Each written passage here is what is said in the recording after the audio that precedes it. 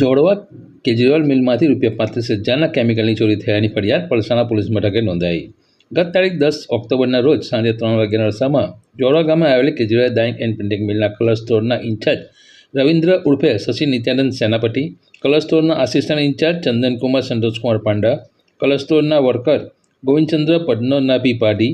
મિલના loading supervisor Sunil Vishwaprasad Soni અને security supervisor Pushpendrasinh Ram Kamleshsinh નાઓએ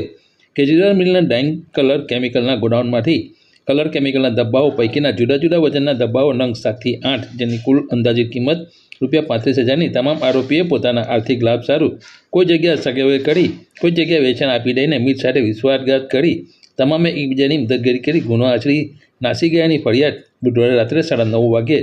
Palsana police મથકે યોગેશભાઈ ઈશ્વરભાઈ ચૌહાણે નોંધાવતા આગળની તપાસ પલસાણા પોલીસ મથકના પોલીસ સબ ઇન્સ્પેક્ટર NR ધોળિયાએ હાથ ધરી છે.